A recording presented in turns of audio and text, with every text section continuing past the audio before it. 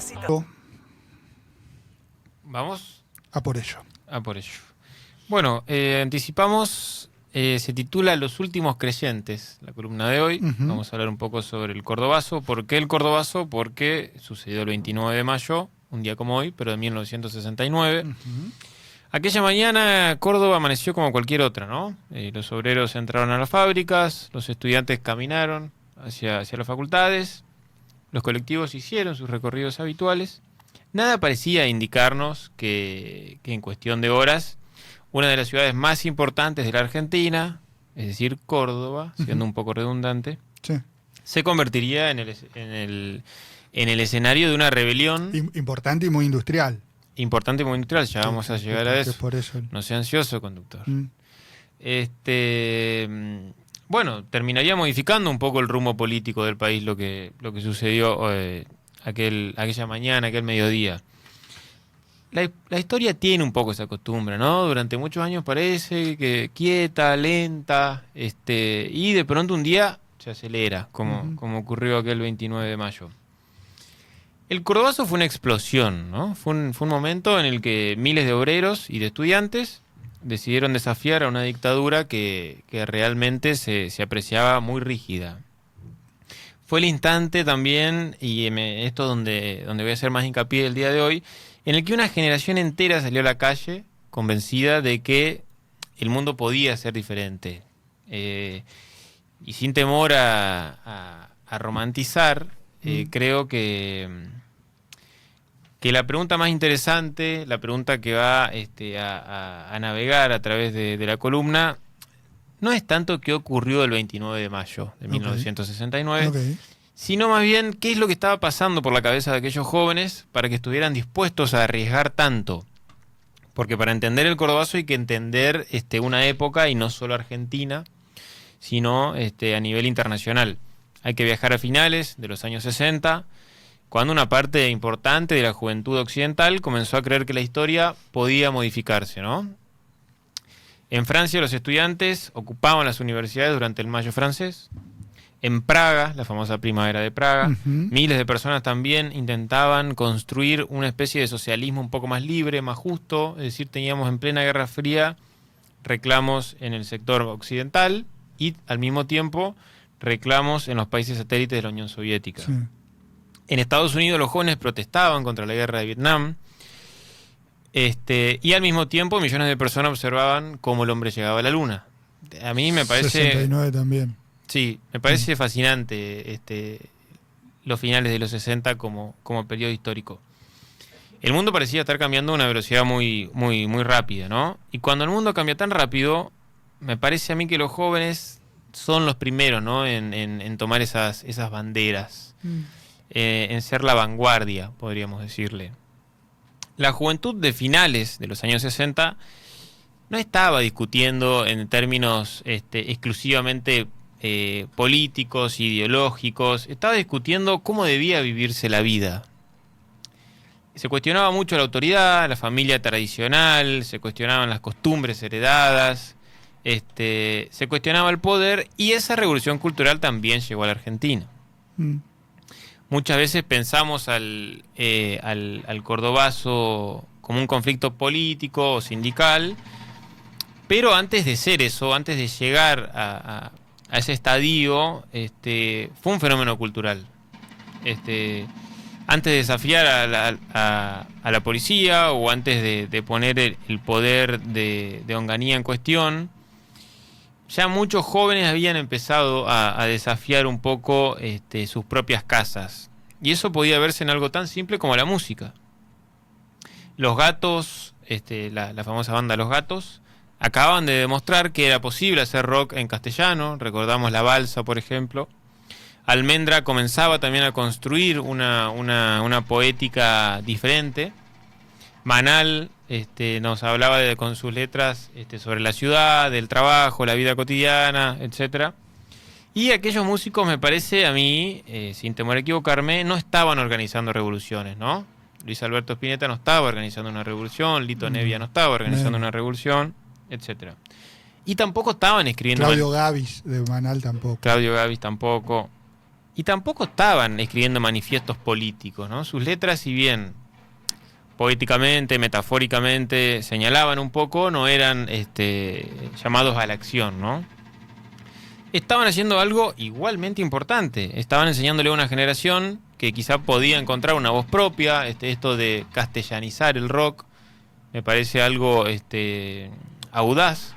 Y eso muchas veces es el comienzo de ciertas transformaciones. Mientras tanto, recordamos, ponemos en contexto, en la Argentina gobernaba la dictadura de Juan Carlos Onganía, una dictadura un poco particular.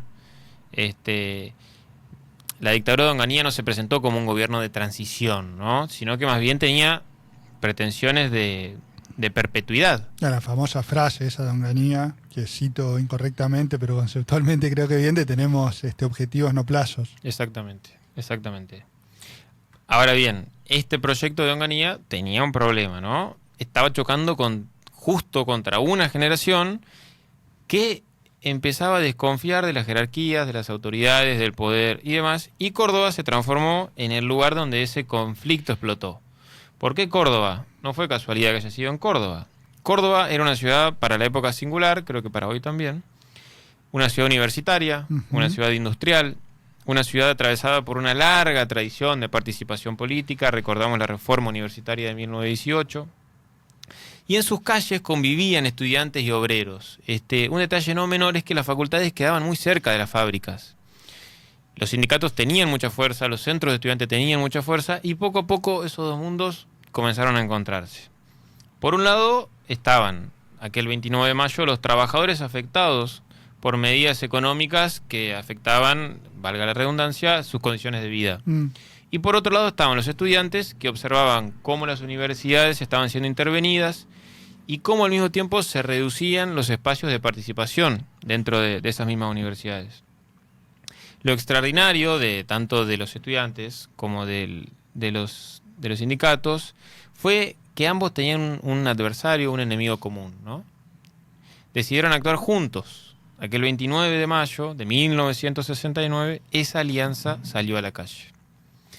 La movilización creció, la policía intentó contenerla, habíamos hablado, el primer fallecido aparece 1 hora y media luego de que comience del inicio del paro. Del inicio del paro. Las columnas avanzaron, se levantaron barricadas, se incendiaron vehículos. La ciudad empezó a poner en duda, a poner en jaque el poder, ¿no? Durante varias horas, Córdoba dejó de parecer una ciudad administrada por una dictadura y empezó a parecerse a una ciudad tomada por sus propios habitantes. Finalmente intervino el ejército, pero yo creo que algo ya había cambiado, ¿no? Porque el verdadero resultado del Cordobazo no es la cantidad de detenidos y demás, por lo menos en la columna de hoy, ¿no? Ni la magnitud también de los daños materiales que hubo. Creo que el resultado más interesante es simbólico. Hasta entonces la dictadura de Onganía parecía invencible. Después del Cordobazo algo se quebró, ¿no? Algo se rompió. Y cuando un poder deja de parecer invencible, empieza a debilitarse.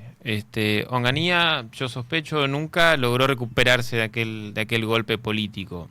A partir de ahí la dictadura entró en crisis, la conflictividad social aumentó, la década de los 70 comenzó a acelerarse y Argentina ingresó en uno de los periodos más intensos, más complejos, más violentos, más dramáticos de toda su historia. Quizá la herencia, y ya para ir cerrando, del Cordobazo no sea más bien política. Yo creo que podemos tomar algo más emocional, y ahora sí, ya trazando un paralelismo con la actualidad. Cuando uno observa fotografías de aquellos días, se encuentra algo que no podemos ignorar, ¿no? Encuentra jóvenes, miles de jóvenes. Jóvenes que podían estar equivocados, jóvenes que quizá podían ser ingenuos, crédulos, jóvenes que podían tener diagnósticos erróneos sobre la realidad, pero jóvenes que creían, y esto no es un detalle menor. Creían que la historia podía cambiarse, creían que las ideas importaban, creían que la política aún tenía sentido y creían que el futuro todavía tenía un tinte amarillo, ¿no? Un color de esperanza. A mí me parece que hoy vivimos en una época más escéptica. Yo como joven, tengo 25 años, creo que soy joven, más irónico, un poco más desconfiado, probablemente también más consciente de los límites de esos grandes relatos, aprendiendo un poco de a dónde nos llevaron esos grandes relatos, esas causas. Pero a veces también me pregunto si en el camino no hemos perdido algo. Si los jóvenes, uno ve el Cordobazo, yo veo el Cordobazo con cierta envidia, ¿no? Cierta admiración. Qué lindo creer de esa manera en algo, sin importar en qué, ¿no? Hablo del acto de la fe. No necesariamente sus ideologías, no necesariamente sus respuestas. Algo un poco más simple, ¿no? Algo que te movilice. Claro, la convicción de que vale la pena involucrarse. Vale la pena involucrarse y que las ideas pueden modificar el mundo. Ese acto de fe es realmente admirable y tal vez esa sea la pregunta que el Cordobazo todavía nos deja. Insisto, no si aquellos jóvenes tenían razón, sino si nosotros todavía, si la juventud de hoy todavía es capaz de creer en algo con la intensidad con la que ellos creían. Emiliano Jatib con sus sobrecitos de azúcar y esta lectura del Cordobazo pasó en esta mañana por Malos Perdedores. Muchas gracias.